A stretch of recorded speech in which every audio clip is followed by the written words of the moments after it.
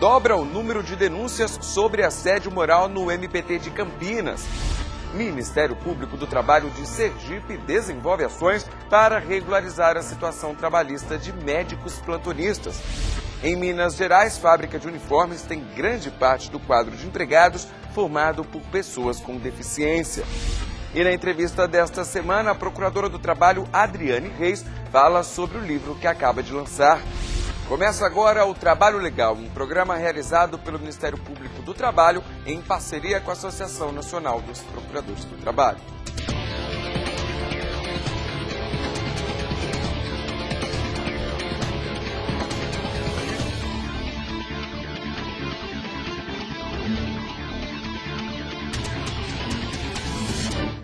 MPT de Sergipe se mobiliza para regularizar contratos de profissionais liberais que atuam como médicos plantonistas em Aracaju. O objetivo é regularizar a jornada de trabalho e garantir os demais direitos trabalhistas. A repórter Michele Castro mostra quais são esses direitos e também o que diz a lei sobre o profissional liberal. Juliana Magalhães é fonoaudióloga. Ela faz parte dos mais de 10 milhões de trabalhadores brasileiros que atuam por conta própria.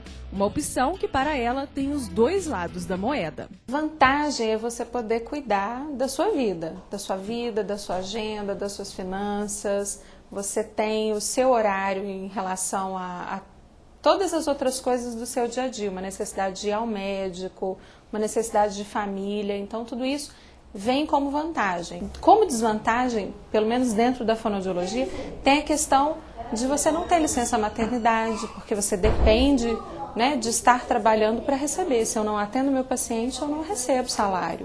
Tem ainda o ônus de você lidar com muita questão administrativa mesmo.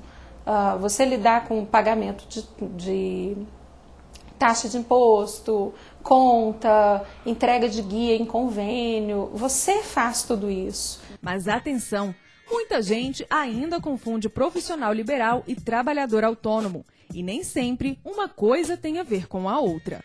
O presidente da Confederação Nacional das Profissões Liberais explica que é considerado profissional liberal todos os trabalhadores que têm conhecimento técnico e, na maioria das vezes, possuem nível superior. Ele pode ser seletista, quando é contratado por uma empresa, ou prestou concurso público, ou independente, quando trabalha de forma autônoma. O autônomo é aquele indivíduo que não tem dependência econômica de ninguém. O empregado é aquele que tem dependência econômica do seu patrão. O empresário liberal é aquele que tem uma empresa que fatura e ganha. E o liberal é aquele camarada que trabalha com independência na forma de trabalhar, no exercício da sua atividade técnica. A consolidação das leis do trabalho prevê que esse tipo de profissional cumpra algumas obrigações. Está determinado no artigo 583, por exemplo, que os trabalhadores autônomos e os profissionais liberais não organizados em empresas devem recolher a contribuição sindical anual aos sindicatos de classe. É importante pagar a contribuição sindical para ele receber os retornos que o sindicato pode dar. E se tiver uma empresa, ele pagará a empresa, ao sindicato das empresas. O procurador do Trabalho, Ricardo Bruel, conta que, da mesma forma que é exigido o cumprimento de algumas obrigações, os profissionais liberais têm direitos garantidos por lei. O profissional liberal, quando trabalha como empregado, tem os direitos próprios do trabalhador seletista e aqueles previstos na lei que regulamenta a sua profissão. O que diferencia, em questão de direitos, é a possibilidade do profissional liberal ser também empregado. Ele pode ser empregado ou trabalhar como autônomo. Sendo autônomo, terá os direitos próprios do autônomo. Sendo empregado, terá os direitos do trabalhador seletista e aqueles previstos na lei que regulamenta a sua profissão.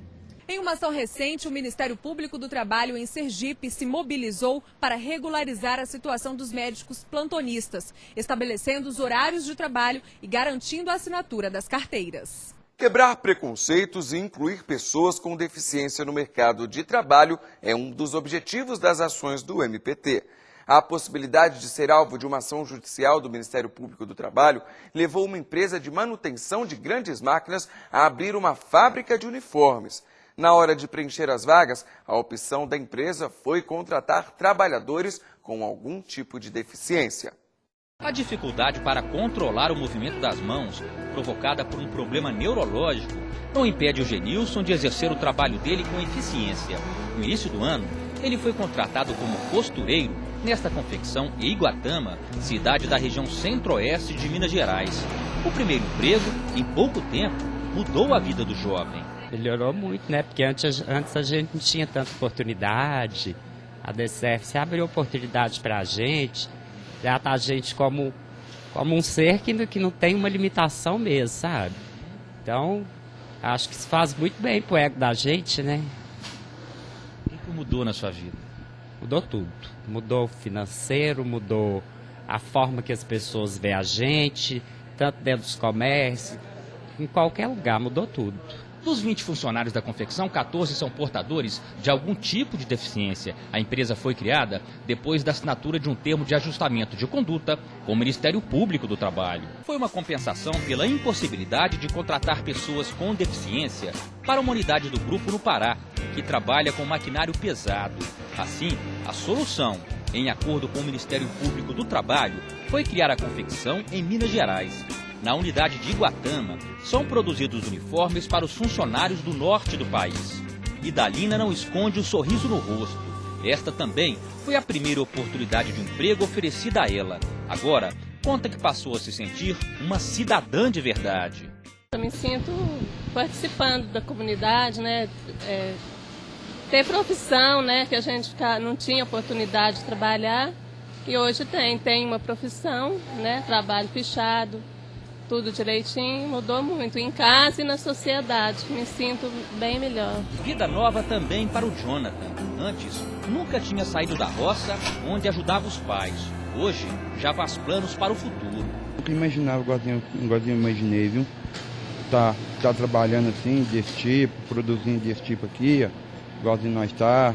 Antes, quando eu trabalhava na roça, não tinha nada, igualzinho eu estou tendo agora, esse emprego tão bom. Eu pude ajudar meu pai mais a minha mãe, igualzinho eles não tinham ajuda, eu estou podendo ajudar eles agora. A deficiência física não é um empecilho para a movimentação de Félix. Ele é auxiliar administrativo em outra unidade da empresa, em Belo Horizonte. Que o Brasil ainda não está preparado para... Algumas empresas não estão preparadas para os deficientes físicos, como é que está havendo um preparo tão grande que me chamou a atenção para vir para cá. A procuradora do Trabalho, Elane Nassif, responsável pelo termo de ajustamento de conduta, foi conhecer de perto o resultado e ficou satisfeita com o que viu. Esta experiência aqui é um exemplo de atitude, que é uma coisa que nós raramente presenciamos nas empresas, no empresariado, no Brasil. Então nós viemos aqui constatar a iniciativa, a possibilidade que as pessoas têm de dar a sua contribuição para o Brasil. Não ficar só pensando o que o Brasil pode fazer por mim, o que meu país pode fazer por mim, mas o que eu posso fazer por ele. Não ficar contestando a lei, tentar cumprir a lei. É uma mudança de mentalidade que nós observamos nessa experiência e que nós esperamos sejam replicadas em outras empresas que também encontram dificuldades para cumprir a legislação. Resultado satisfatório, nós estamos felizes com este resultado. O Ministério Público do Trabalho está conseguindo cumprir a sua missão institucional, que é fazer cumprir a lei. Primeiro foi feita uma matemática, né, uma matemática mesmo, financeira, porque existe o cumprimento, a obrigação do cumprimento e o não cumprimento, o que causa a multa. E nós fizemos a matemática. O que vale a pena? Pagar a multa todo mês ou a gente investir? E acabou que a matemática do investimento, ela teve um retorno muito melhor. Isso sem contar no prazer que a gente tem de chegar aqui e encontrar um sorriso nessas pessoas, né? Pessoas que não tiveram nunca oportunidade de trabalho e que hoje estão inseridas no mercado de trabalho, que aprenderam um ofício. Resultado maior é o pessoal, né? É saber que essas pessoas hoje, elas se sentem úteis, elas se sentem produtivas, elas sabem hoje que elas têm capacidade de trabalhar como uma outra pessoa qualquer. A seguir, você vai saber qual a diferença entre assédio e dano moral. É rápido, o trabalho legal já volta.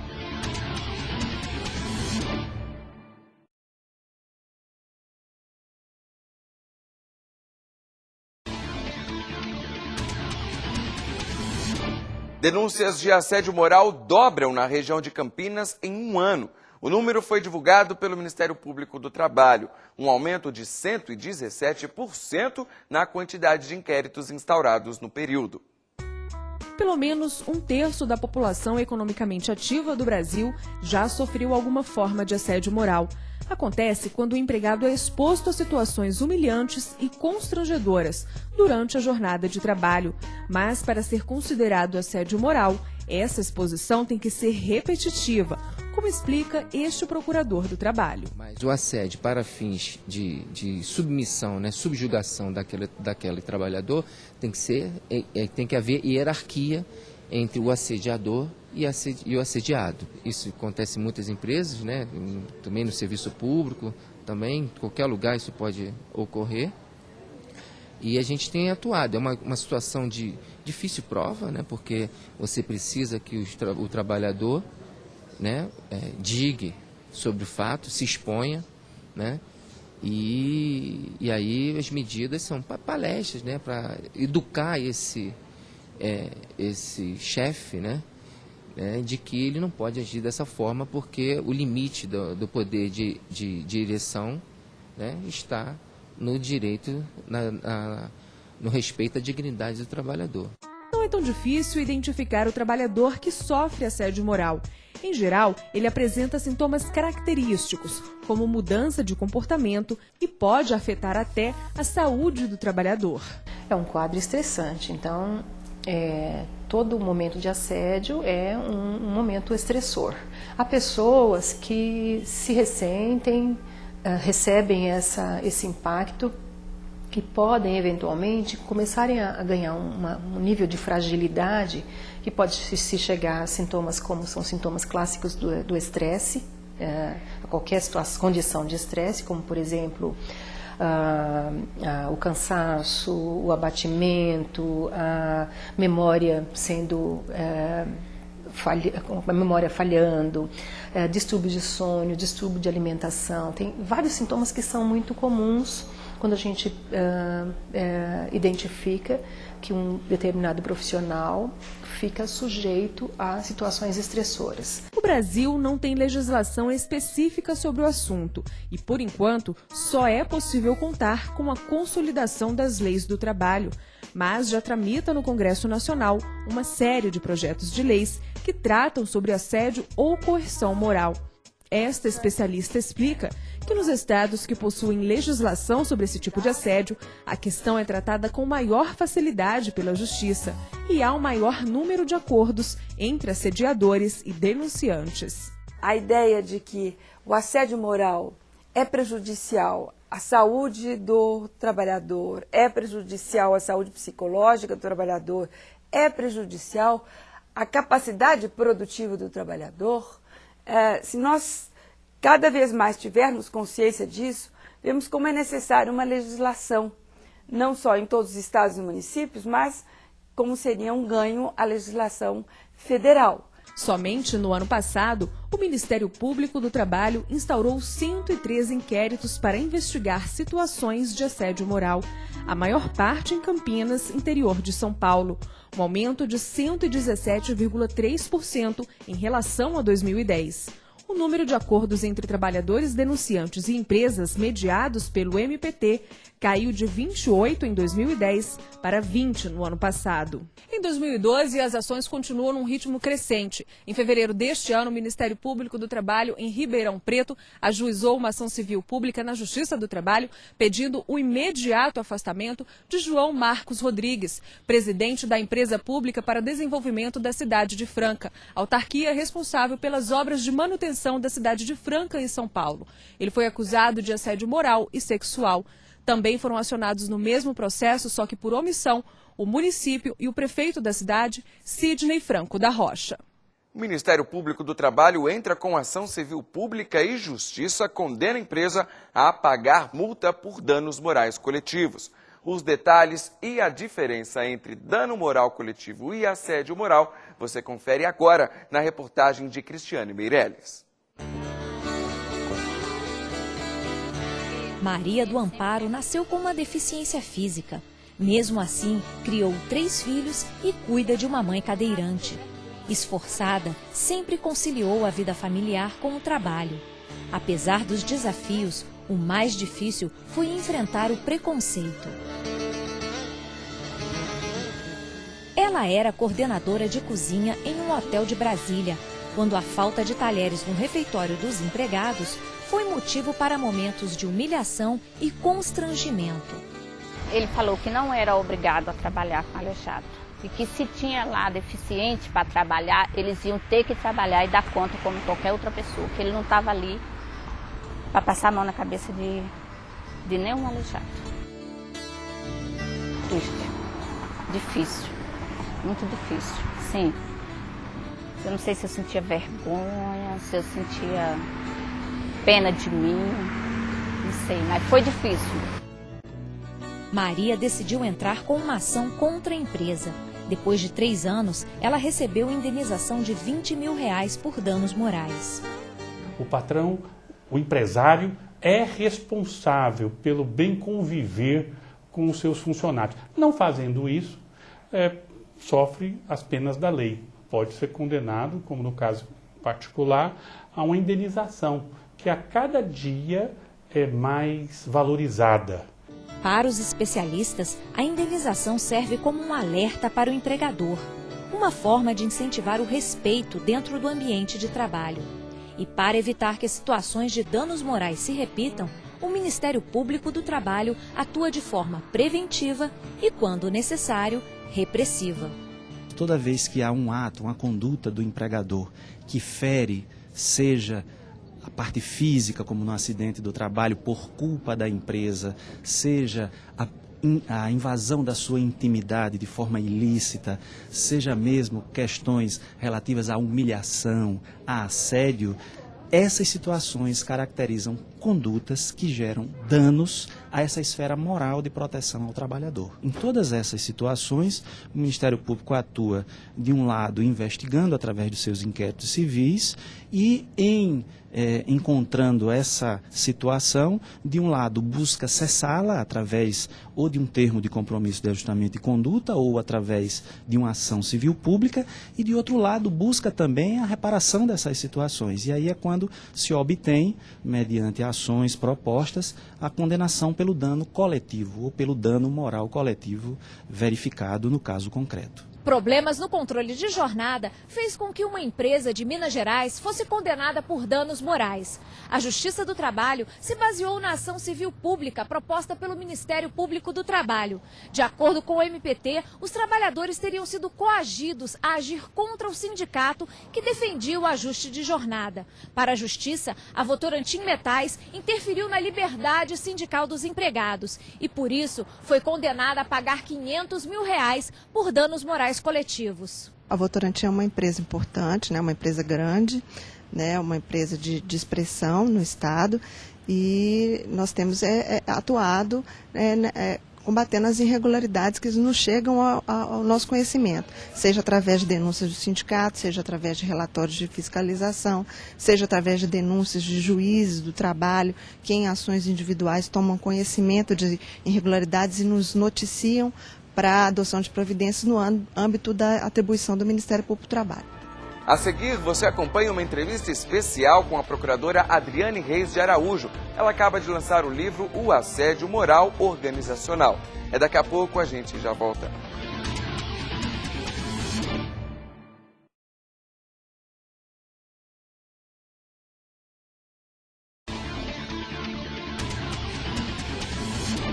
O Trabalho Legal desta semana recebe a Procuradora do Trabalho, doutora Adriane Reis de Araújo. Ela é autora do livro O Assédio Moral Organizacional, distribuído pela editora LTR. Muito obrigado, doutora, pela participação da senhora no nosso programa. Eu que agradeço o convite. Doutora, então a gente vai direto na pergunta, o que seria assédio moral? Bem, a palavra assédio, ela remete à ideia de cerco, sítio. O assédio moral é um conjunto de práticas abusivas em que a vítima se sente sitiada, cercada, acuada, que tem a finalidade primordial de evitar uma reação da vítima a determinada intenção do seu autor. Doutor, o livro ele trata o assédio moral não como algo somente individual, mas sim coletivo. Os primeiros estudos do assédio moral, eles tiveram como enfoque o aspecto individual, porque foram estudos realizados dentro de consultórios de psiquiatras e psicólogos. Mas o assédio moral dentro do ambiente de trabalho, a gente percebe que não é um problema individual, é um problema do grupo. Normalmente é um conjunto de vítimas e um conjunto de agressores. Por isso ele é coletivo. Então a gente não pode dizer que ele causa somente uma vítima. Em regra, não causa somente uma vítima, até porque o assédio moral, dentro do ambiente de trabalho, tendo como objetivo obter o consentimento do trabalhador com determinadas regras lícitas ou ilícitas da empresa, ele atinge não só aquele trabalhador que está sendo a vítima imediata da conduta abusiva, como todos os trabalhadores ao redor que testemunham. E eu posso te dar um exemplo bem prático em relação a isso. A professora Margarida Barreto realizou um estudo em São Paulo na indústria química. Os trabalhadores trabalham numa linha de produção. Esse trabalho é extremamente desgastante, gerava um desgaste físico, principalmente com problemas de coluna. Pois o trabalhador que se queixasse de dores na coluna ou que fosse afastado do ambiente de trabalho, quando ele retornava, ele era colocado perante os demais trabalhadores sentado e ficava a jornada inteira sentado assistindo a linha de produção. Claro que essa era uma situação extremamente humilhante para esse trabalhador, mas também era uma situação que gerava o exemplo para todos os demais da linha de produção, para evitar que eles se queixassem daquelas condições de trabalho. E nesse caso, então, a gente pode dizer que era completamente coletivo. Exatamente. A vítima certamente não era exclusivamente a pessoa que estava sentada naquela cadeira. E agora, como que a gente pode, identificar um assédio moral, mesmo de uma atitude mínima ou até de uma atitude tão esdrúxula como essa que a senhora acabou de mencionar, mas como que a gente identifica os diferentes tipos de assédio? A dificuldade do assédio é justamente essa, porque não existe uma conduta padrão de assédio. Normalmente o assédio é um conjunto de condutas que são as mais variadas. O que se observa para identificar o assédio é qual é a origem daquela situação, o que foi que levou a empresa ou o gestor ou o administrador a tomar determinada conduta com o trabalhador. E identificando as várias práticas, você consegue chegar ao assédio. Normalmente, a pessoa vítima do assédio, ela acaba sendo isolada. Normalmente, ela acaba se cobrando um rigor maior em relação ao trabalho dela.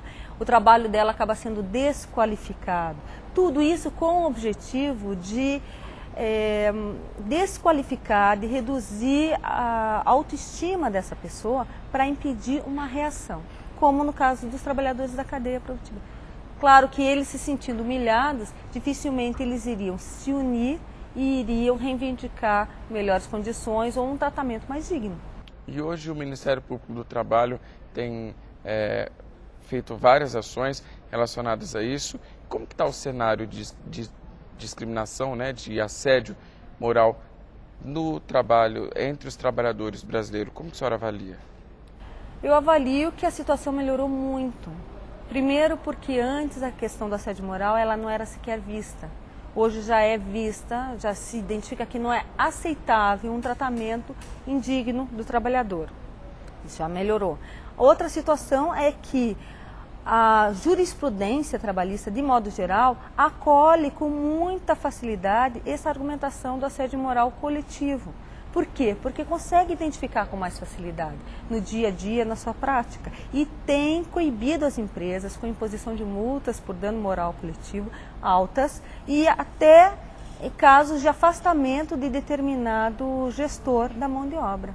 O livro ele traz alguns casos, e busca também respostas jurídicas para esses tipos de assédio. Qual seria então o melhor caminho para se combater o assédio moral? O melhor caminho de prevenção é a informação.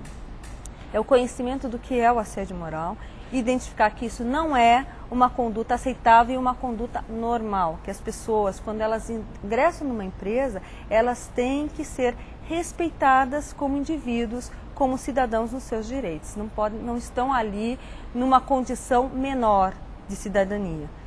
A melhor forma de se combater o assédio moral é justamente informando toda a comunidade do ambiente de trabalho, inclusive as famílias desses trabalhadores, que às vezes são atingidas de uma maneira indireta também, sobre a impossibilidade do empregador de tratar esse trabalhador de uma maneira indigna, constrangendo e humilhando esse trabalhador. Então, o primeiro passo é a informação. E o segundo passo é exigir uma reação mais imediata da direção da empresa para coibir essa prática de assédio moral. E contar sempre com a ajuda de órgãos protetores dos trabalhadores, como a MPT. Sem dúvida, como o Ministério Público, como sindicatos, associações de vítimas de assédio moral. Existem vários órgãos que podem dar essa proteção, porque normalmente a vítima se sente muito debilitada, muito fragilizada e tem dificuldade em reagir. Hoje seria uma grande mácula, né? Uma grande mancha dentro da empresa e que atrapalha a vida total, produtiva, enfim, quem faz o assédio talvez nem tenha essa noção de que ele mesmo está atrapalhando a própria empresa. Muito pertinente essa pergunta, porque normalmente se via essa prática do assédio moral como uma forma de aumentar a produção. Mas como ele gera o adoecimento dos trabalhadores, gera um aumento da rotatividade da mão de obra, ele acaba por reduzir a produtividade das empresas. Existem estudos que estimam que essa redução chega a 30%. Então, o combate é completamente favorável tanto ao trabalhador quanto ao empregador. Tanto ao trabalhador quanto ao empregador e quanto à sociedade em geral, porque muitas vezes essa vítima ela acaba desenvolvendo algumas síndromes que impedem ela de voltar ao trabalho, acabam tendo uma incapacidade laboral. Então, quem acaba pagando o preço é toda a sociedade. Muito obrigado, então, doutora, pela sua participação no nosso programa. Eu que agradeço. Eu conversei agora com a Procuradora do Trabalho e autora do livro O Assédio Moral Organizacional, a doutora Adriane Reis de Araújo. O Trabalho Legal desta semana fica por aqui. Você também pode acompanhar o nosso programa pela internet. É só acessar o site www.mpt.gov.br. A gente se vê na semana que vem. Até lá!